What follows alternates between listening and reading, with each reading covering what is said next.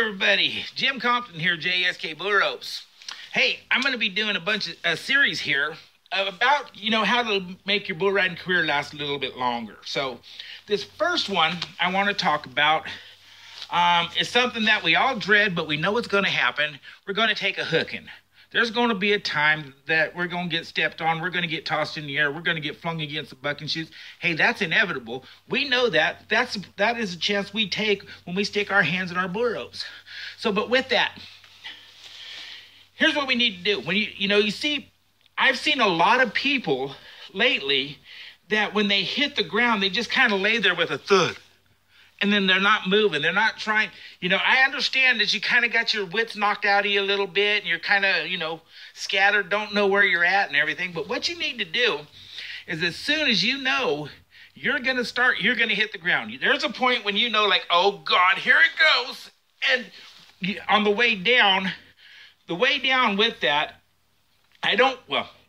you take a look at the ground. Now, that does not mean look off and check out and be safe. We know. There's a point when we know we're bucked off, we're not coming back. And what I always did, whenever I got to that point, and I didn't look off of too many. I can only think of maybe a handful of bulls that I actually looked off of when I shouldn't have. But with that, on my way down, I'm looking, because I know I'm bucked off. My feet are up here. I got a leg crossed. We're coming over here. I'm looking at the ground. So when I land up. I don't take a big belly flop, because when you take a big belly flop, if a bull comes down and steps on you, you've got nowhere to go. His weight goes straight through you. So you want to try to keep your main body, your torso, and your arms and legs just kind of up, so that if they do step on your back, they'll push you down a little bit. It gives them a chance to slide off your side. Okay, and then if you ever do have something where he's got you lined out, boom. He's got his head in your back, and what you need to do, don't just lay there, don't kick at him and everything like that, because that's just not going to do anything. But you want to scramble. You think of high school wrestling, if you would.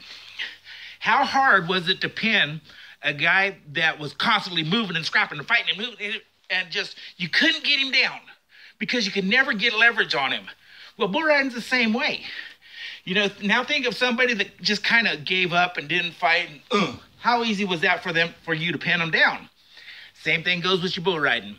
So as soon as you hit the ground, get to scrambling. Always moving, always moving. Don't try to pop up immediately and run. Scramble a couple, on your hands and knees, a couple steps, and then get up. While you're scrambling, you can be looking around, see where you're at and where you want to run. And, then you're moving. You're moving. You're not down looking, where am I at? Okay, take that time to scramble and find out where you're at, and then get up and move. So there you go, guys. That's the first one on taking a hooking. And Jim Compton, JSK Bull Ropes. And hey, guys, good to be back. Bye now.